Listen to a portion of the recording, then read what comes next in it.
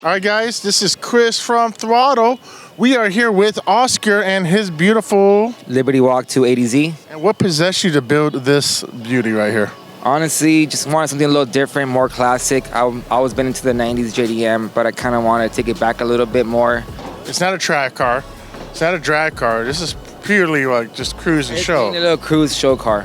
Nice. Let's do a quick walk around the car. Tell me about some of the features that you guys kind of like. Actually, right when I got this car back in 2014, I bought it on coilovers right after just because I hated the gap. I hated the fact that it was just so high up. I wanted to put wheels and lower it, so I got some wheels on it, and we actually put some coilovers on there. The crazy part about the coilovers on these cars is that you can't just slap them on. You actually have to get them sectioned, welded, and that actually stops a lot of people from trying to lower your car just because it's a very major upgrade. So when I did the coilover upgrade, I was just getting slammed, getting stuck everywhere in California, and it just kind of sucked. I got this original owner with 9,000 miles, and the last thing I wanted to do was destroy it. What I did was I connected with one of my boys. Basically, they're in the big Euro scene, which are the guys that do airbags and everything. I was like, hey, let's make my car one of the first cars with this chassis to be on air suspension. So we did an old school setup.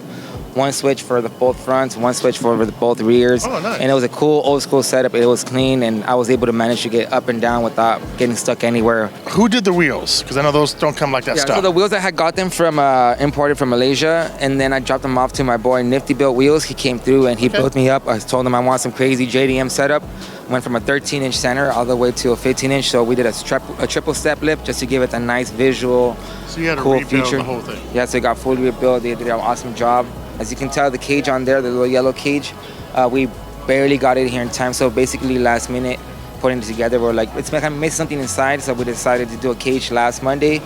Had it done with the boys by the end of the day, Tuesday, 5 a.m. in the morning. We had it powder coated the next day. Because I like to keep it nice, clean, and simple. So I want to keep that nice L series. I didn't want to change it up, so we went the L28 ET turbo setup, combined with the MS3X Pro Tuners kit. So basically they get rid of all the wiring, got their intake, got their throttle body, got their injectors, got the fuel rail from Pro Tuners. They did an amazing job. How much power is this engine putting down? I mean, as of right now, I'm pretty sure it's on the low 300s, because we haven't really got tuned or anything yet. So you're already doing more than a 350.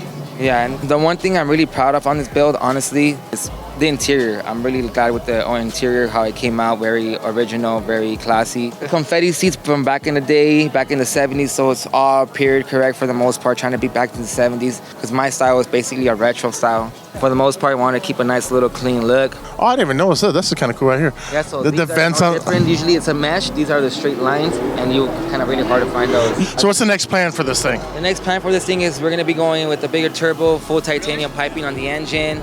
We're going to add a little more features to it, kind of clean it up.